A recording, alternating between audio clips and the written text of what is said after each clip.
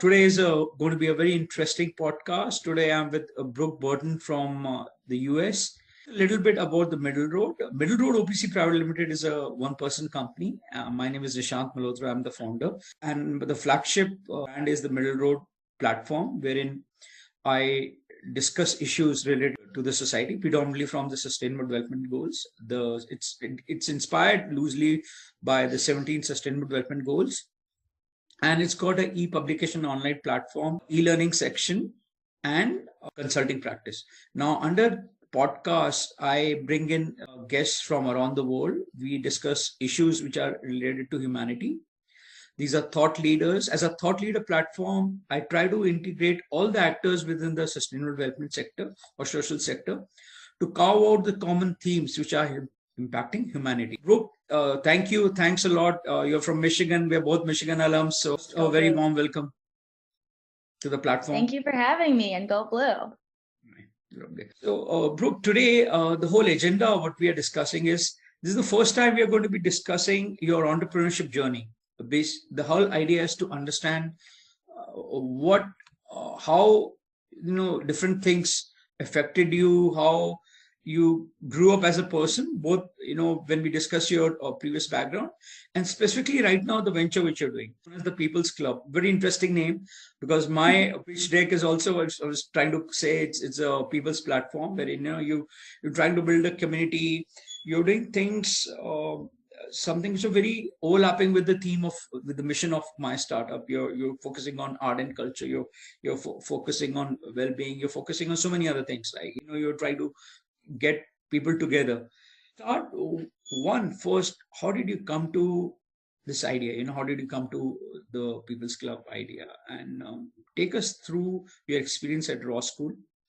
You did your MBA at Ross. You passed out in 2020. Your previous experience and what made you come to what you're doing today? Yeah, sure. I'll start with the idea for the People's Club, and then I can sort of get into my background. So I have always been really interested in how people build community. I was a sociology major in undergrad when I went to Vanderbilt University in Nashville, Tennessee, and always just thought it was so interesting to think about how people find connections, how people create sense of community. And when you're growing up, at least in the US, there's all these different places where you can find community. So whether that be at school or in your after school program. So for me, I was really involved with like dance and music and theater and all these different things. And the same thing happens when you're in college. But after you graduate from college, that all kind of disappears. And when you're like a 20-something living in a city in the US, you just get sort of plopped into this city and you're sort of left to yourself to find new friends and make connections and feel like you're connected. So I definitely had this idea when I was living in Chicago, kind of before business school. And it definitely wasn't a COVID related idea. The initial idea was definitely to be in person and have it to almost be like a community center for the modern day and the digital age. So doing a lot of research on community centers that were really popular in like the 50s and 60s in the US, like the YMCA and the Jewish Community Center, the JCCs, the 92nd Street Y, which is in New York City, and thinking about how can we sort of recreate that for the modern day sort of millennial or Gen Z person today who's trying to navigate finding, their people. But then with COVID, I sort of pivoted to making this a digital first community, but definitely have a vision of like opening an in-person space one day where there would be, sort of this like hub. To get a little bit into like how I got into entrepreneurship. So I definitely didn't know anything about entrepreneurship when I was growing up. My family is not really super business oriented. And I didn't really know anything about that. And I didn't know anything about it when I graduated from college either, because I studied sociology. But I was teaching, I did the Teach for America program, and I taught high school down on the south side of Chicago. And I'm actually a special ed certified. So I was teaching essentially struggling readers at that time. And I was using a lot of technology in my classroom to help sort of bridge the gap for some of my students. So I became super interested in education tech, just like as an industry. And then after a couple of years of teaching, I decided I wanted to move into working in the ed tech industry. So I got a job at this startup called Arbor, which is, it was about 2 years old when I joined, really young company, lots of young people working there. And they essentially build digital curriculum products for students studying for exams. And the founder and the CEO of that company, he started this company, Albert, right out of undergrad. So he was like 26 and I was like 25 at the time. And I thought to myself, hey, like if this guy can start a company, I could do this. I could start a company. This is kind of a cool career path that I truly never thought of until now. So then I became really interested in entrepreneurship just as a concept. And I started, and I'm sure you know, there's so many podcasts out there on entrepreneurship. So I started listening to them, and I started listening to a lot of the ones that are oriented towards like women becoming entrepreneurs. So there's Girl Boss, which had I probably listened to every episode of Girl Boss Radio. And then there's How I Built This with Guy Raz, and he was interviewing a lot of women at the time. And one thing that I found in common with a lot of these women that I was listening to was they had all gone to business school.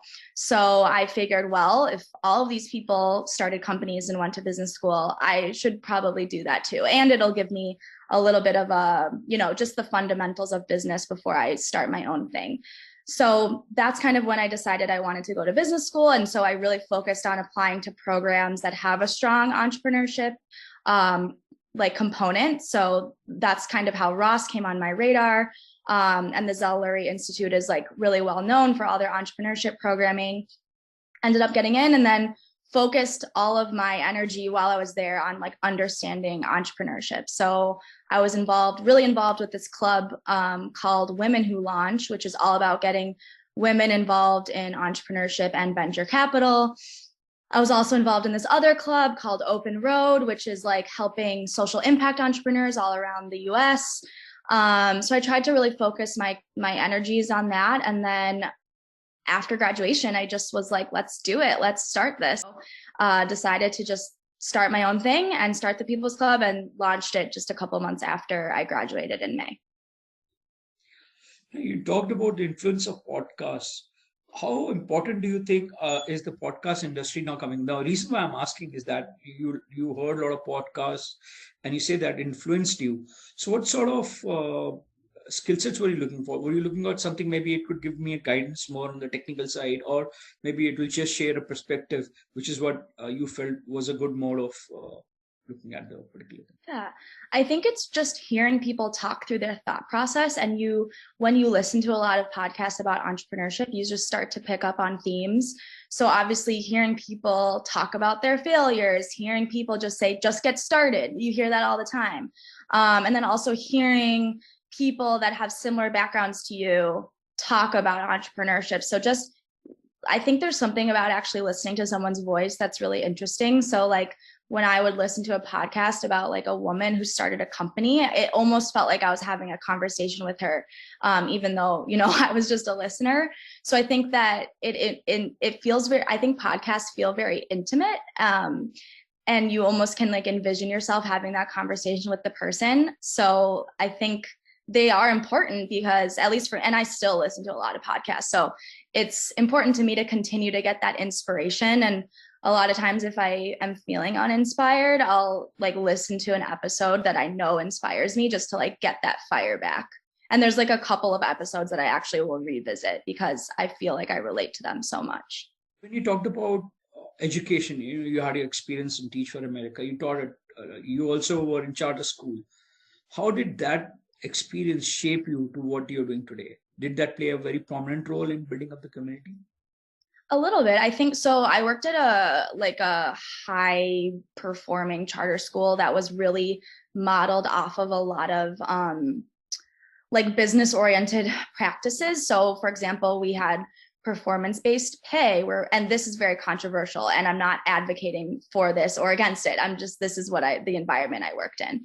But for example, if your students like scored a certain amount on an exam, like the teachers would get bonused for that, and the students would as well. So there definitely was like a very startup-y culture at the school that I worked at, and whether that's a good or a bad thing is up for debate, but it definitely got me curious about models of like how to like incentivize people to do different things, and how to just like the school that I worked at, my like administration was really supportive, and anytime I had an idea, we could just run with it immediately. So if I said like, hey, I think we should try this, they would say, okay, what resources do you need? Let's try it, let's test it. And I think this like this idea of like testing things and trying different things is very much in line with entrepreneurship. So probably, you know, inspired me a little bit in that way. And also just like working without a lot of resources is like a huge part of being a teacher. And like you're getting up every day and you're just trying different things, and you're seeing like what the students respond to and what they don't. And that's essentially what you have to do when you're building a business too. Now, you talked about women entrepreneurship. Now, that's one of the topics widely debated around the world. How much it's very clear from the statistics that they are at a disadvantage, not only in the US, I'll say globally. I mean, if you look at all the statistics, but then now today there's a consensus going on and a lot of work is being done. What would your perspective be? What do you think has changed from your perspective as a woman entrepreneur over the years? You think there's been a change in the US and global, or whatever from what you think globally? Yeah, I think it's hard to say whether there's been a change. I mean, if you look at the actual data, the number of venture capital dollars that go towards female founders is still only around 3%. And it's essentially hovered around 3% for the last 3 years. And it hasn't really moved a ton. But in terms of my own personal experience, going through business school and actually connecting with other women who want to start companies and want to be investors and want to even work in finance or in consulting or other really high-powered careers has really shifted my own like confidence and just my support system for doing this kind of thing. Like before I went to business school, I really didn't know anyone else that wanted to start a business. Like I was the only one that I knew that wanted to do this, except for like the CEO of the company that I worked for. So I have friends that I have like weekly calls with. All the women who I was like, you know, involved in these clubs that I was like involved with in school are super helpful and supportive. So I think business schools are a really important sort of vehicle for like helping women become more successful entrepreneurs, because business schools sort of bring everyone together and connect them, and then you have that sense of community. I know that there's a really big push to continue to get business school programs to be at 50% women. I think the University of Michigan, Ross, is somewhere around 46%. And I was on a call with another woman today who said her school was at like 39%. So there's definitely, I think the faster like the business school world can get to that 50-50 number, like the more people you're going to see trying to start businesses. And I think also there's this big debate in the entrepreneurship and the startup world, like, do you need an MBA to start a business? Most people are going to say, no, you don't need an MBA to start a business. Like anyone can start one. And that's true. But for women, having that added layer of credibility. So when you go to someone, and I have my MBA from Ross, there's way more trust and support versus like, hey, I'm Brooke and I just was a teacher for 3 years and I want to start a business. I think anyone can do it, but I'm really, really grateful that I went through the business school experience, because it just gave me that level of A, credibility, and B, the community to rely on. Gives you skill sets, you know, you work across functions. You have much better hold on what you're doing. So that's very important. There's no doubt about that. Interesting question when you talk about 50%. I just want to go back and just think a bit differently. Do you think it could be that men are applying more and maybe their percentage could be more? I'm just trying to think about it. If out of 100 applications, if there are 55 from men, maybe that could be one of the reasons why. But you're already saying it's like 46. I do agree. So why 50? Maybe, you know, at one point of time, women could be much more, the applications or applicants could be more than men. It depends on how the applicants are coming and what you really want to decide as a batch, right? Do you think that could also be a factor going forward? We'll see all the coming. I don't. I think it just has to do with like how much women are, like, we talk about business when we're young. Like I mentioned earlier, I had no idea what entrepreneurship was. I barely knew what like business was. I had no idea what finance was. I didn't know what the stock market was. And the reason for that is because families don't talk to their daughters about these things. And when you're with your friends at school, your like girlfriends we're not like gossiping about that. But my male friends like did talk about those things with their friends, and their fathers did talk to them about, hey, like you want to like try investing in a stock, or like this is how you do this. So I think that when families are talking to their daughters about money, and money is a very sensitive topic, but at the same rate that they talk about their sons, then let's see what happens to the numbers. But I think it will even out over time. And like, I hope for a world where like there are more women going into business programs, and maybe there's more men going into teaching, and it's all just going to even out over time. And I really do go back to the Ruth Bader Ginsburg quote when she was asked, how many women will be enough when there's enough, like how many female judges is going to be enough? And she said, when there are nine on the Supreme Court. And I remember when I first heard that quote, I was like, why is she saying 9? Like, why wouldn't she say 4 or 5 when it's like 50%, which you can't have with 9 people? But I understand her perspective now as I'm getting older, because if there could be 9 men that can be judges, there could be 9 women. If we could have a world where 100% of the applicants are men, we can have a world where 100% of the applicants are women. So I think it just will even out over time the more exposure women get to business and money. Money's a sensitive topic. Like it's weird. Business is about making money. And I think a lot of women are not taught to talk about money. So a very interesting point. Just to, women are much better at managing money. That's, I think I read it somewhere, so I'll not be able to. But if you look at investment management, I think women have done a better job. I don't know exactly where I read it, but that's a very important thought. Even a lot of research is being done, and but you fairly rightly said, there should not be a limit. You should just go out rather than keeping. That's what I was thinking. Like, why 50%? Just go out. Depends. It would depend ultimately. Like, I hope we live in a world where there's like 50% of the women are construction workers and nurses, and like we're 50% of the population. So it should just be, Yeah. But now let's talk about Chicago. Now, Chicago is a fantastic place. I've been there. One of the greatest part of US is they have a phenomenal art and culture. You have a lot of museums. I was awestruck. I went to a lot of museums there. I think right there, and the very best in the world. Now, when you are talking about art and culture, and that's a major theme, how much do you think Americans appreciate the museums, the colossal structures, which I've said? Because as a society goes up, art and culture becomes very eminent. If you look at various civilizations from the past, whether you're looking at Chinese civilization, Roman civilizations, or the Persians, or in the Indians at one point of time, so they had a huge focus, or the Mayan civilization, as a matter of fact, had a huge focus on art and culture. Egyptians. How do you think art? As from my experience, I thought I was more appreciative of the museums, or more appreciative of how the whole colossal world is built in, than maybe a lot of Americans. So I just want to know and how you're going to. Yeah, it's an interesting point. I think that a lot of young people get, a lot of older people say, oh, like they don't like arts and culture. And I definitely think that's not true.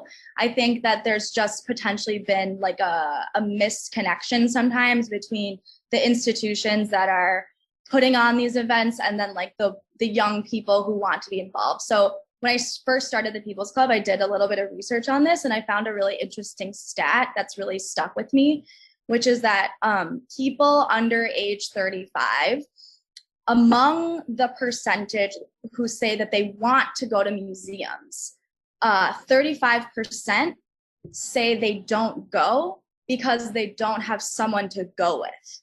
And this was actually something I experienced a lot when I was living in Chicago. So for example, I would see this cool exhibit that I would want to go to, and then I couldn't find someone else to go with me, whether like a friend was busy or they just didn't feel like it, or like, people's schedules are busy. So part of my original idea with the People's Club, which it hasn't has happened as much now because of COVID, but hopefully after COVID, we'll be able to do more of this. But like, this is a group of people where like, if there's an exhibit, you'll be able to find someone else in the People's Club that you can go with. And so hopefully that stat of saying like, you can't go because you can't find someone to go with you, I'm trying to help diminish that number. So let's get everyone together who has this interest and wants to be connected, and help them find other people who also have that interest and want to be connected. And let's, create those bonds together. Because I think part of it is just it can be like embarrassing, or like people think it's nerdy, or people don't want to talk about it. But I think everyone does, they just are embarrassed, or they just don't have the right network. So I'm really hoping that I can create a space where people feel really comfortable talking about it and want to be involved, and it's accessible to them. Interesting, you say that 35% of the people don't want to go alone. Actually, I traveled alone.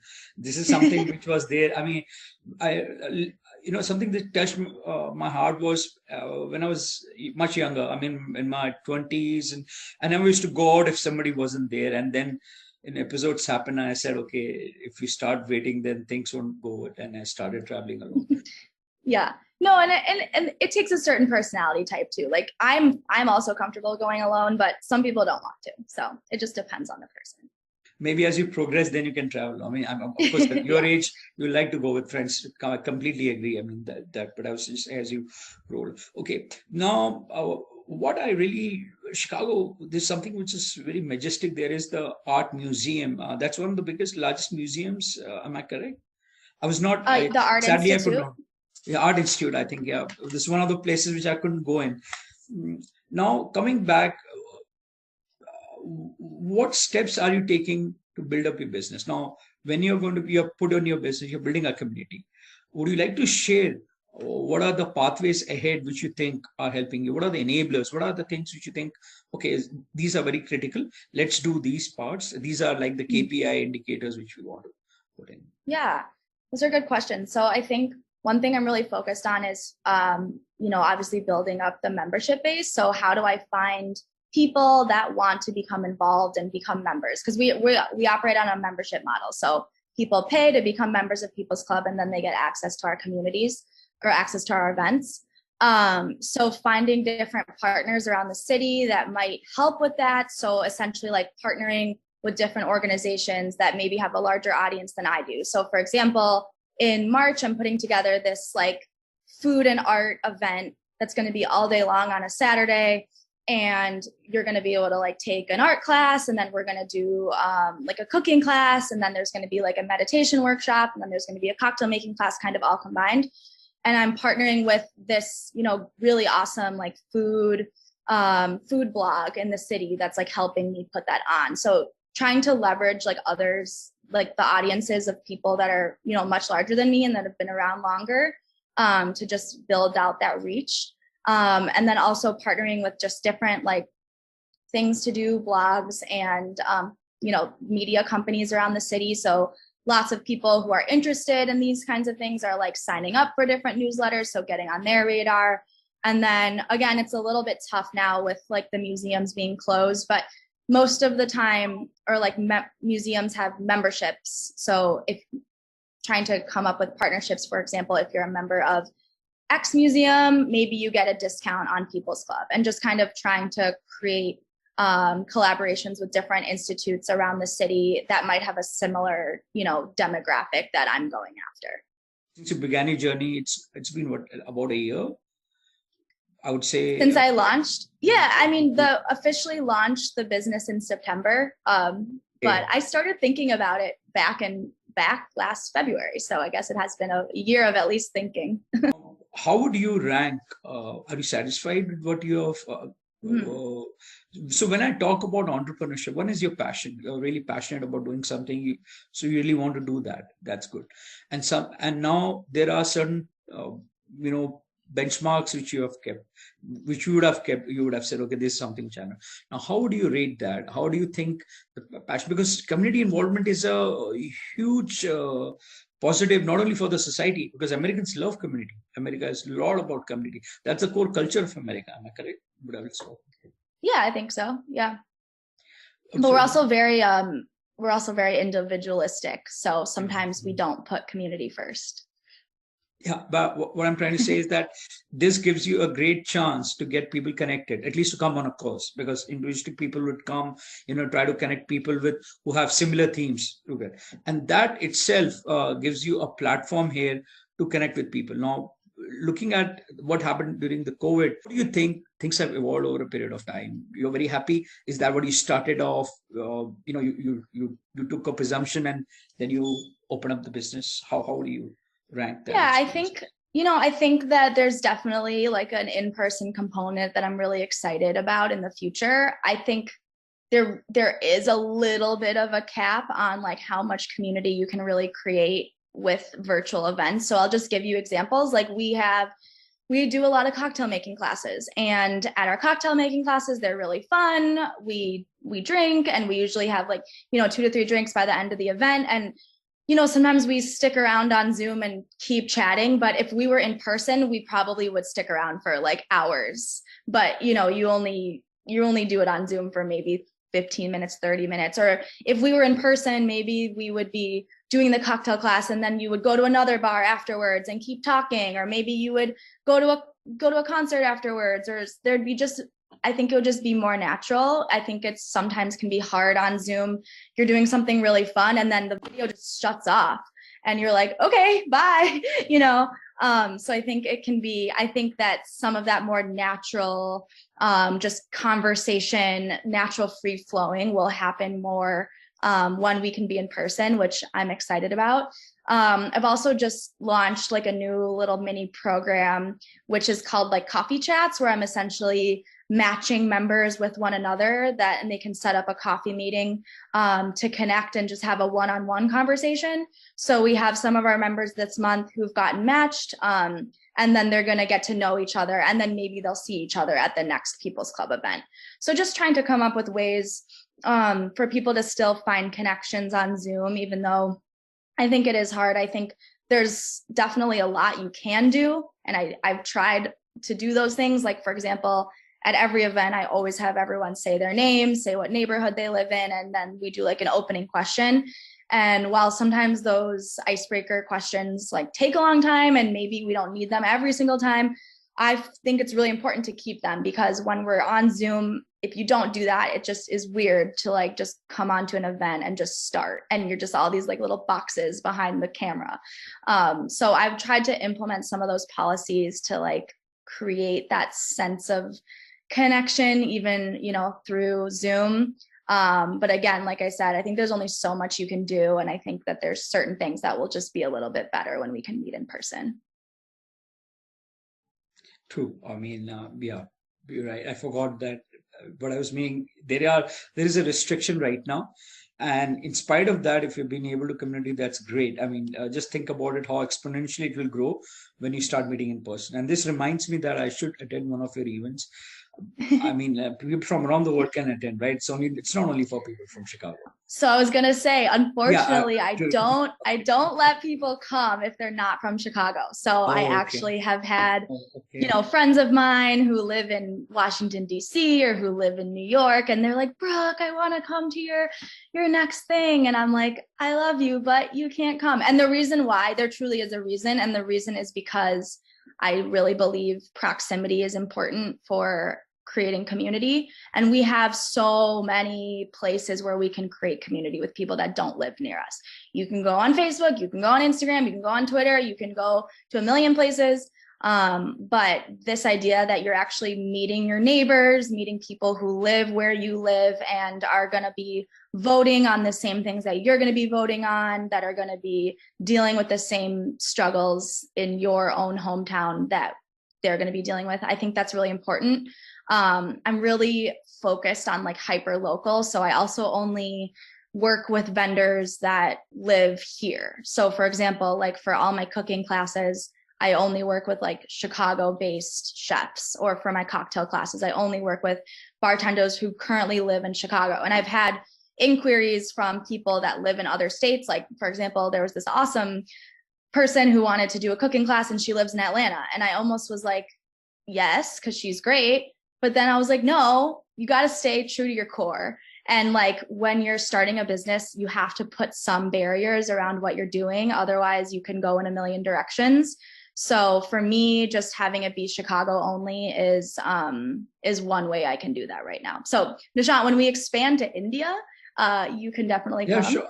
I will definitely. I mean, people have a different perspective, and I appreciate that. I mean, you want to just stick to what I was thinking. Maybe one of your events could be global, because this will sort of get people coming in. Ultimately, you want to grow globally. Chicago may be the focal point from where you want to grow. But like I said, technology is a leveler. But that's a different perspectives. You could take different ways to go in. I focus more on the global. I mean, although I'm Pune based, I made sure that this is a global company. Which true, you look at the local level also at the global, at various different initiatives. Interesting, and I really wanted to get, and you are a right person to get the perspective on this. You've worked in digital marketing yourself, you've worked in education. How much has been the proliferation of technology, especially social media, among millennials or in a Generation Z, which you talked about? Because that's a huge influence, not only globally in America. And we had Social Dilemma as one of the documentaries. I don't know if you were able to see. It's a sort of not exactly a documentary. You would call it mockumentary. How would you say has been the impact of social media? There are a lot of positives. You could discuss the positives and the negatives. Yeah, I think that so like the sort of surface level problem that I'm trying to solve is like finding fun things to do in the city.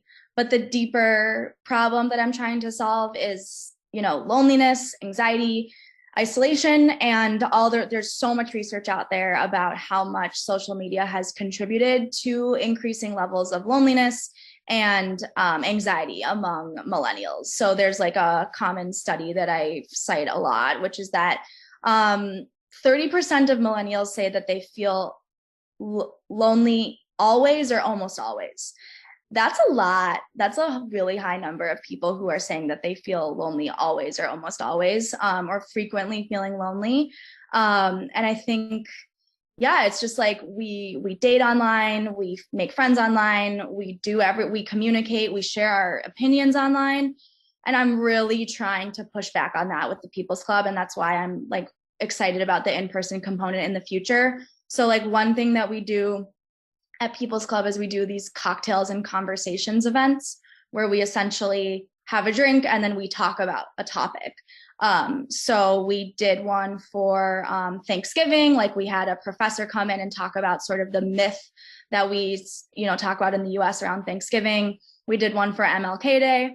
And I'm just really excited about this idea of actually getting people to talk about issues like in person with real people live, not on Twitter and not on Instagram, because you can go on Instagram and you can say your opinion and you can get in fights with people. But when you actually have to have a conversation with someone, it's really different. And it enables you to explore the complexity of the issues that I think people sometimes don't explore online.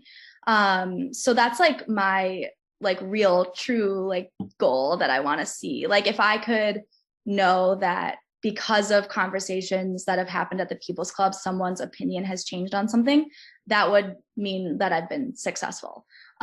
So we have all these conversations online, but I hope that the People's Club can be a place where people have them offline and have them in person. And maybe that means on Zoom in person, but it's still with another human, Yeah, true, very true. I mean, of course, looking at the time right now because of the COVID-19, but I think the situation is getting much better. And I'm sure in a couple of months, it would be back to normalcy and people could be, the way the vaccination is rolling out.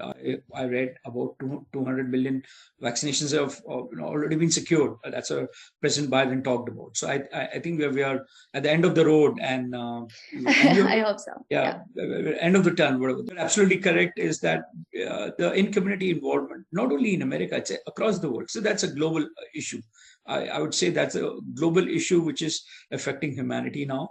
And that's why I think that's why one of the reasons why I brought in is like, this is a very good way. What you're doing is like getting people come in, so that they can, and these communities work wonderfully well, depending on how, you not only make friends, you could come together on a venture, so many things could Yep. turn.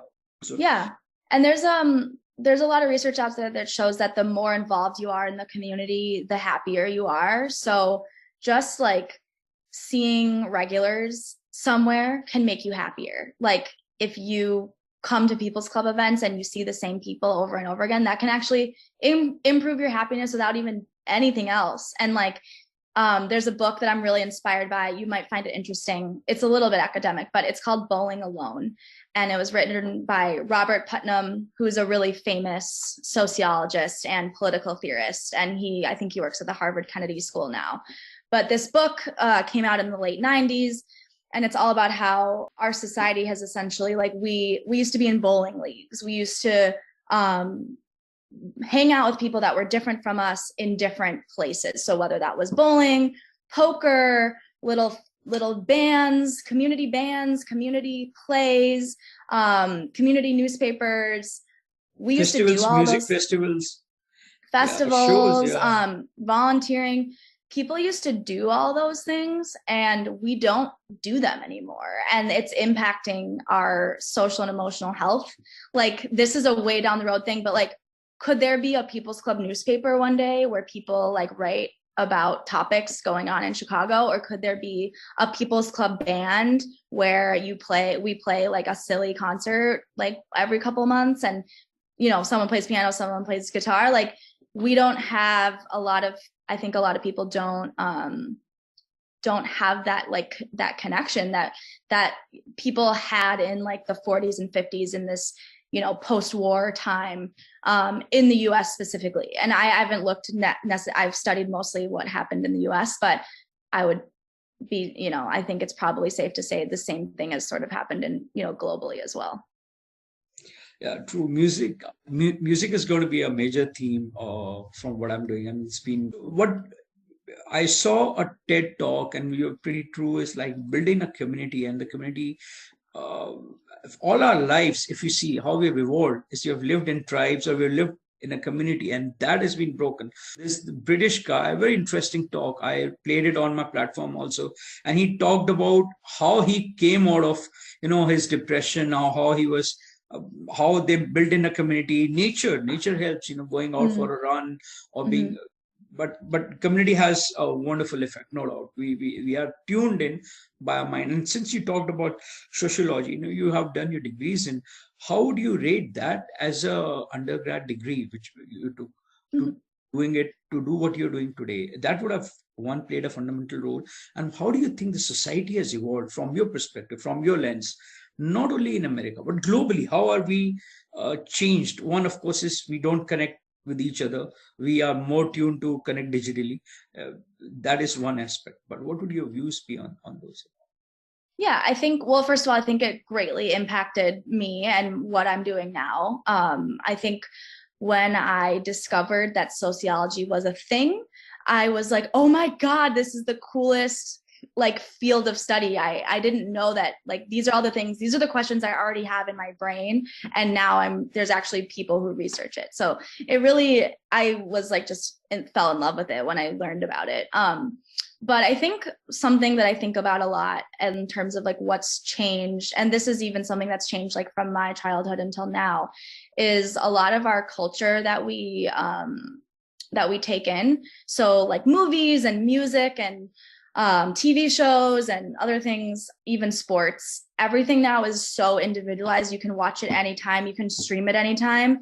And this is something that Robert Putnam talks a little bit about, but like people used to have to wait for a show to come on at 7:00 on Sunday night. And then on Monday morning, they would talk about it with their friends. Or they would have to like wait to listen to some interview that was going to be airing on the radio at a certain time. And then they would talk about it after. But now with streaming, we don't ever have to wait for anything. So we can watch anything whenever we want. We can binge the entire season And we've lost this ability to like just connect about like like, oh my God, did you see American Idol last night? Like I remember going to school on Monday morning and people talking about what was on TV the night before. But now everyone's watching their own thing. Everyone's listening to their own music. Everyone's just, everything is individualized. You can take your iPod or your iPad or whatever, and you can put every single app that's personally customized to exactly what you want. And, you know, my parents talk about this all the time, but you used to just like watch what was just on. Like you turned, there were like 4 channels and that was it. And there's good things about having all these options, but one of the bad things is that it disconnects us because we're so hyper individualized that we don't have anything. I mean, you can have things in common, but it's not the same. So even just thinking about like, I recently watched the Britney Spears documentary, highly recommend it on HBO. It was really, really good. But it made me think a lot about like, I went to Best Buy and bought the CD and listened to the whole album and then went to my friend's house and like listened to it with her. And I'm sure there's other ways that people are doing it now. And I don't want to be that type of person that's like, oh, like, you know, the young people, because obviously I'm still young, but I think we're missing that shared experience when it comes to culture that I think previous generations had. Yeah, I think you found the right word, shared experience. Yeah. That's, I would say, one of the very good takeaways today, shared experience. That's what we are missing. And you put it brilliantly up. That is something which is now missing around the world, I would say, across generations. But what would come back to it? Now, when you talk about your venture, would you like to talk about what were some of the critical roadblocks, I would say, which you encountered? Anything which you want to sort of recount from your experience? Okay, this is something which I encountered. Maybe this, it would help others to be prepared for it. Anything, which could be anything. Yeah, I mean, there's a lot, and there's still more that I'm going to continue to, you know, face. I think one thing is that, you know, just getting your initial customers is just hard. Like, I think you have to rely on your network. So obviously I relied on my friends to become People's Club members in the beginning, and that was great. But those people might not be your real customers. They might just be doing it to help you. So I think finding like your first like real customers is hard. I remember like when I have like a free trial for People's Club, and I remember like when the first person that was a stranger that like stayed past the free trial and actually paid, I was like crying like tears of happiness because I was like, oh my God, someone actually paid for this that I don't know. So I think finding your initial customers is just always going to be hard. And it probably gets easier over time because as you become more experienced, you just learn more about marketing too. But that was, I think, in the beginning, something that I was like struggling with is like, how will I ever find someone who is going to pay for this? And then, yeah, just this is advice that I need to continue to take myself, but just not getting negative. Like when something doesn't happen, you really do get a lot of no's, and you really do get good at taking rejection when you start a company. So just learning to brush it off, the earlier, the better. I think teaching probably helped me a little bit with that because, you know, students were like, didn't like my lessons like every single day. And I had to like, you know, figure out how to make them fun and interesting. But yeah, just being able to take rejection. And I think one thing I'm learning a lot is like just how much things are a numbers game. Like, let's say, for example, I'll literally use an example that I'm working on right now, which is that I want to do a pickling class. I want to like learn how to pickle something like cucumbers or tomatoes. And I need to reach out to probably like 20 different pickling people in Chicago to find like 1 or 2 that are going to say yes and that are going to want to do the class. Or like similar, like we're doing a dumpling making class. Like I had to reach out to so many restaurants just to find like the one person that wanted to do it. So just remembering that things are a numbers game, and, you know, getting a no response or getting a no doesn't mean that you should stop. You just need to probably reach out to more people. But did that experience teach you? Did it make it stronger? Did it say, okay, you went on and did you, when you came on the top, you learned something from that experience?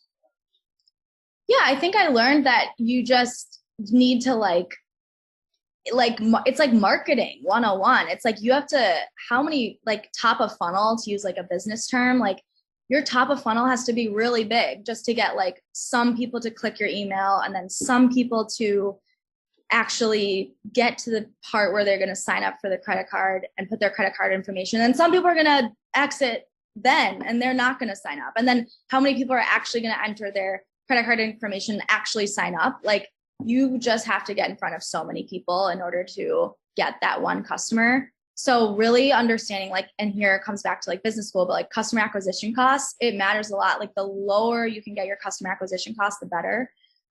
Because doing all that marketing in the beginning with a startup when no one knows who you are is a lot of work.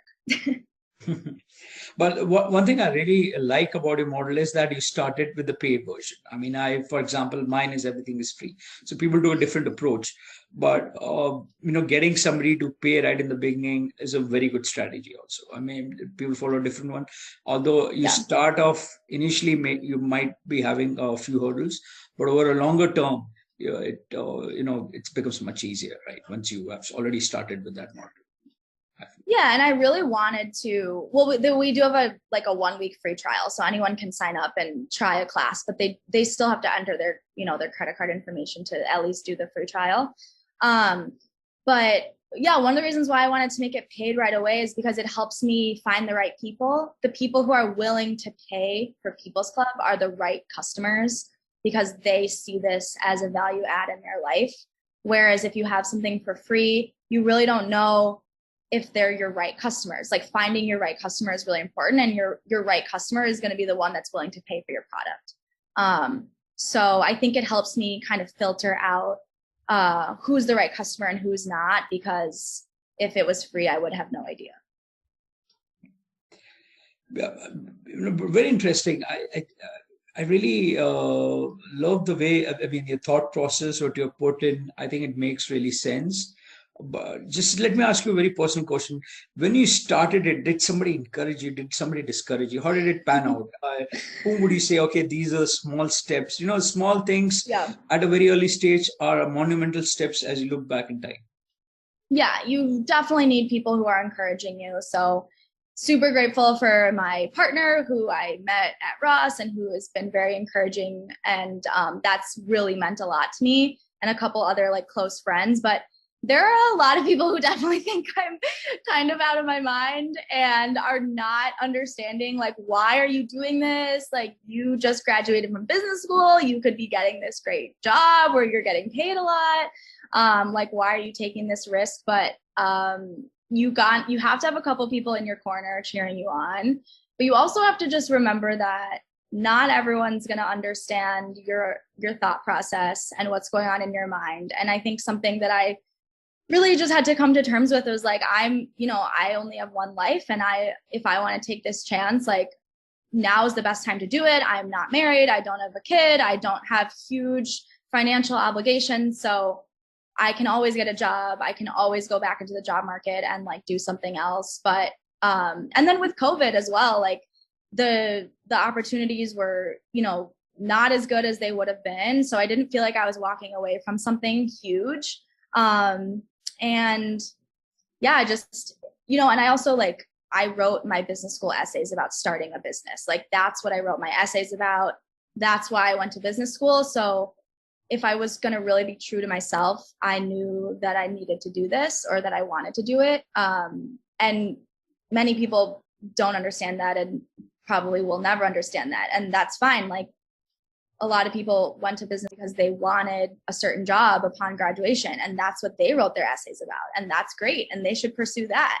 But I wrote mine about starting a business, so that's what I should do, So you just have to not listen to other people, do what makes sense for you, find a couple people that will cheer you on, and just go.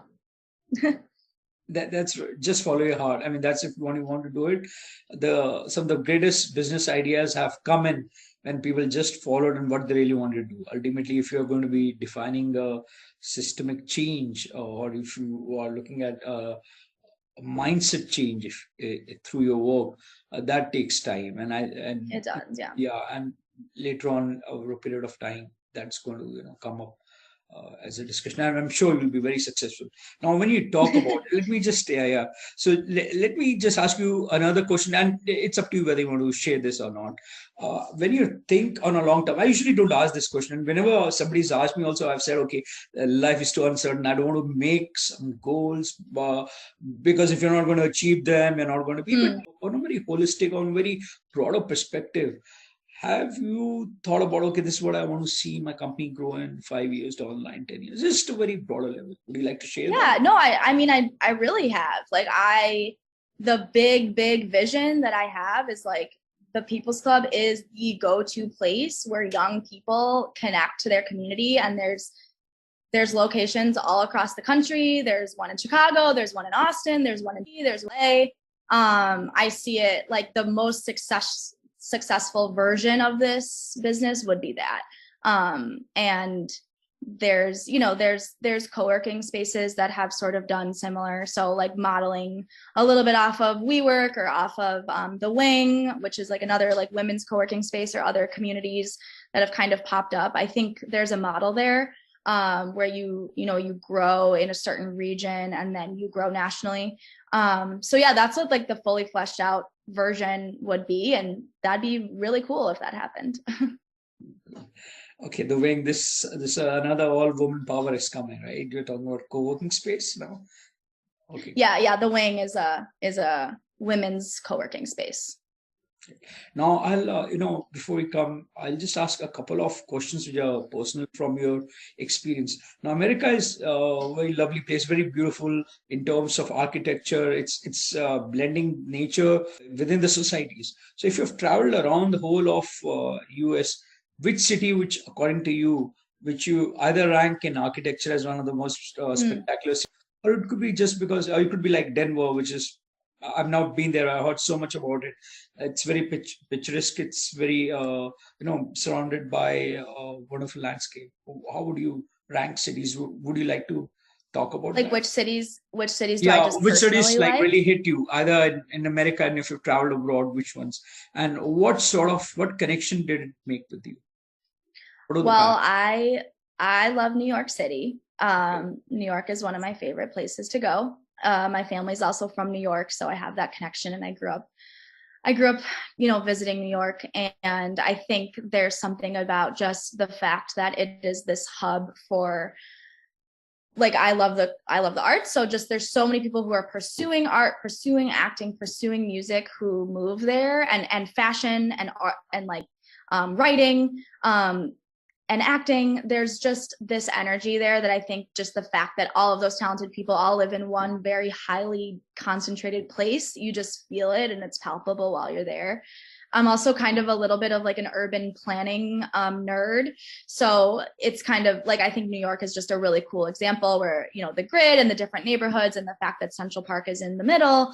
I think from like an urban planning perspective, it's so easy to get around New York, and with the subway system, that's just one thing that I really love about it. It's easy to walk like the city, like in a couple hours you can do it. What are some other cities that I really love? So I'm originally from Minneapolis, Minnesota, and I actually really love Minneapolis. It's a really great city. It's really cold in the winter, but it's beautiful in the summer and the fall. And there's lots of lakes and rivers, and people are very, very outdoorsy in Minnesota. So you see people kind of running outside all the time. You see people cross-country skiing or snowshoeing in the winter. And I think the city really takes care of its people. And there's like higher taxes in Minnesota than in other places, but we also like reap the benefits of them because our cities are it's very clean, beautiful parks, and it's a place where people actually like trust the government to do a good job with their taxes. Whereas like in Chicago, we have high taxes, but people don't necessarily like see the benefits of that. So I love Minneapolis, love New York. I mean, I've lived in Chicago for like over 6 years, and I love Chicago. We've talked a little bit about Chicago. This one's a little bit of a kind of random one, but I did a road trip around the US last year with Ross, with a couple classmates, and we went to Little Rock, Arkansas. And Little Rock was really cool, had an interesting food scene, really amazing weather. very kind of humble and friendly place that I was, and also much more progressive than I expected it to be. We saw, people like gay couples walking down the street holding hands in Little Rock, which we were surprised to see given that it's in the South. But it was awesome. So it was really cool to experience that. And I always tell people Little Rock is like the next Brooklyn. So if you're looking for a cheap place to buy some land and live and have good food, go to Little Rock. Fantastic. I missed New York. I know it's one of the greatest cities in the world, maybe the greatest one. I should have gone there at least, just to see it, because it's been so much there, and through the movies, everybody knows about it. It's one of the great. But yeah, South is, I think, a lot. When I was in the US, I also spoke about it. I think South is now in the US. That's where a lot of innovation would happen. You talked about Austin, Texas, Austin. It's opening up. Tennessee has been the rock capital, rock and music, jazz. Mm-hmm. So I think a lot of things are going to happen up south. And it's one of the most beautiful places, like you talked. Even the mountains, Montana. I was speaking with somebody just about a month back. Now, before we go to the question where I talk about the aha factor. Would you like to? This conversation was actually totally. We had planned it out that let's listen to each other rather than making up a question. This is something which has been done for the first time on the Middle Road by me. It's never been done before, and I think we really wanted to go on a free flow. Just not plan anything out and just come and discuss your thoughts out. So, would you? I now a chance. We want to discuss anything which I could have missed out before we go to the aha. I think we want to talk about. It could be a venture, it could be a life, it could be anything, or it could be anything you're passionate about, which could happen in the world. It could be a theme which you think, like if climate change, like you talked about women's equality, if that means women empowerment, anything which you want to talk about. Here you could. Yeah, there was one thing that you had said, and I was like, oh, let's touch on that, and then I forgot what it was.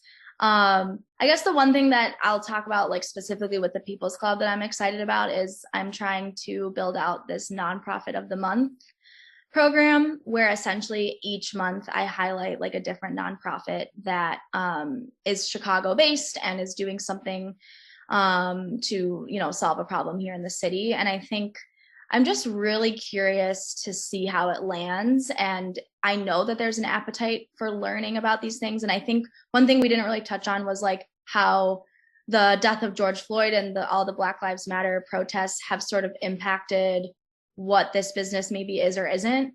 And I think there's a real appetite for people to engage with social impact. But I don't know how to do it yet. So I know there's lots of companies out there that are trying to solve it, and I'm going to be looking at different examples.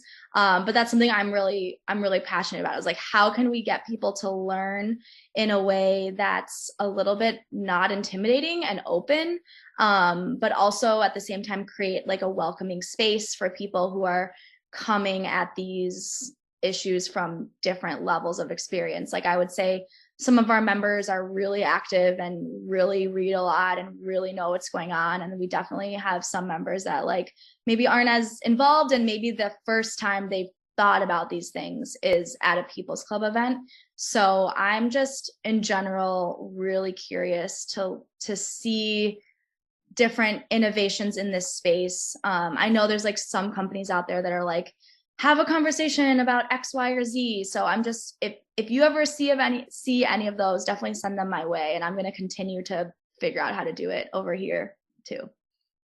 Okay. As a matter of fact, I'm connected with somebody, a nonprofit in Chicago. So I'd asked, cool. So I'll connect you. Now you talked about social impact. It's good now that topic did not come out somehow visually. What do you think has changed over the years, specifically when coming now? The millennials, when they talk about, they are, I think, by far more involved. As the society progresses, of course, they have much more easier. The times which you are living is easier than the times your parents lived, very frankly. And as you go up, as the things become much easier for you, you go up the self-actualization curve. So if you look at the Maslow's law, which you do understand, yeah. So as countries progress, as they become more advanced, as they become more productive, let me put it in technical terms, it's a straight offshoot that they are much more aware of what the surroundings are. They're much caring, do care more about it because they have more time, Yep. more time. So when we are talking about this particular aspect, how do you think it has changed? Have you seen that change happen around you when you go out today, or and when you grew up? That this mindset has changed. That okay, the people have changed, and that impact has not only happening around in the world; it's happening in the businesses, how the decisions are being made. Yeah, and I don't know if I'm going to be able to very eloquently explain this because I don't think I've really ever said any of these things out loud before, but I'm sort of thinking as we go. But I've been thinking a lot about this idea that social impact and philanthropy has really shifted from just giving to like power shifts. So I just recently read this really interesting study that only, and I hope I'm not getting a small percentage. I think it's only 3% of philanthropic dollars go to nonprofits that are run by a Black person or a person of color. So a lot of nonprofits are great and they're doing great work, but the people in leadership are still white and still in power. So I think I'm really interested in understanding how do we actually shift power away from some of these institutions that have been really around for a long time and are still operated by, and the funds are managed by predominantly white people. So I think just helping people to understand that matters, like having leaders in the nonprofit world. And I don't even work in the nonprofit world, so I don't really have any credibility to talk about this, but that actually are part of the communities that they serve, I think is really important. And I'll just like talk a little bit about my experience when I was teaching. Like I was teaching in a predominantly Black community in Chicago, and it just kind of occurred to me at a certain point, like, why am I doing this? Like these people should have, or these students deserve to have teachers that are from their community and understand them and like can relate to them and like are invested in their community. So like I think about my high school experience, and I would see my teachers at their grocery store, and maybe you've had that, or you see a teacher kind of out and about and it's like, oh my God, there's my teacher. But that really matters because you need to have teachers and leaders that are from the community. So I think something that I'm really passionate about is like trying to find ways to help people shift that power and shift their dollars towards organizations that are actually serving the community by and for communities, and not just like big philanthropic organizations that are just throwing money at problems. Because you can throw money at any problem, but unless you have actual leaders with like social capital that are solving those problems, like nothing really happens. So a thought-provoking question, and maybe there's a shift there. I see certainly a shift now in America that the racial how to attack or how to close down the racial divide which is happening within the country. How to bring it down. I think there's a consensus now going in America, and that definitely it's a problem. It's a problem, and how should we address it? So, and hopefully we would see this particular decade which is coming in, that some of these issues would get resolved or should get resolved, and let's hope for the best. Now, stating that, of course, I also have invited people from Africa to come and speak about what are the solutions and problems happening in that particular continent as well.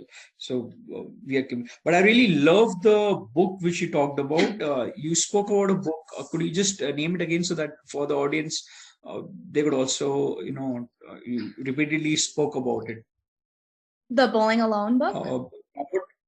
The Robert Putnam you talked about.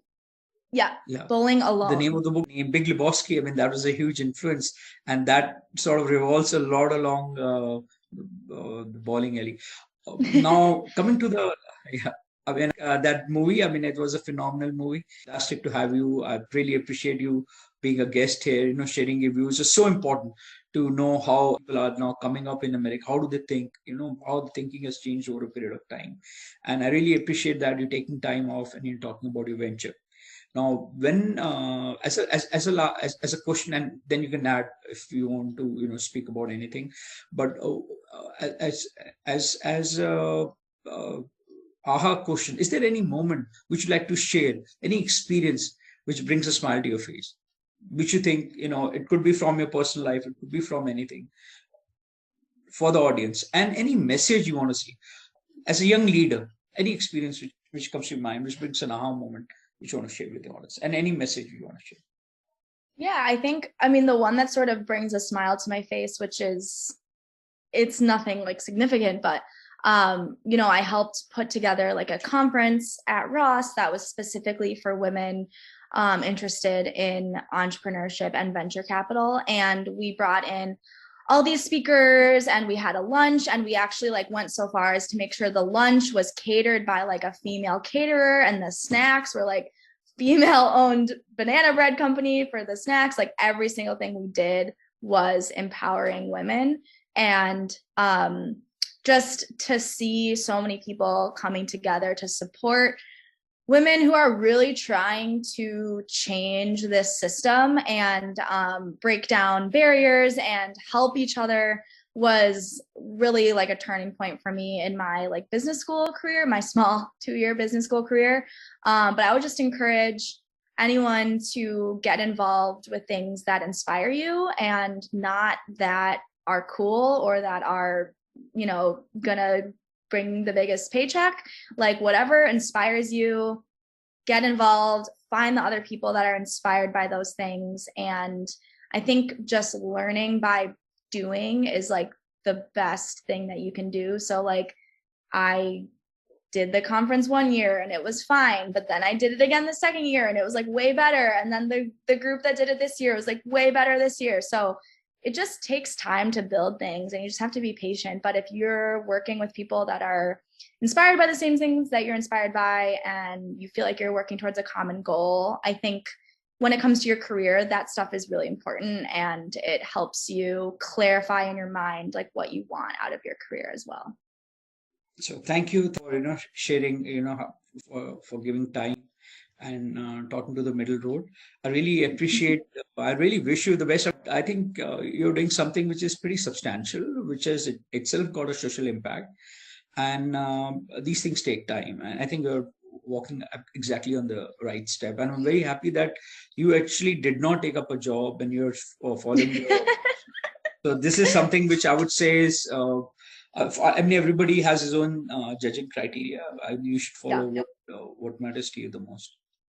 Well, Nishant, thank you so much for having me. This has been so fun, and this is officially my first podcast interview. So I'll always, maybe there'll be more in the future, and I'll always be able to go back and say my first podcast was with The Middle Road. So I'm so appreciative of you having me on, and it's been so lovely to talk with you.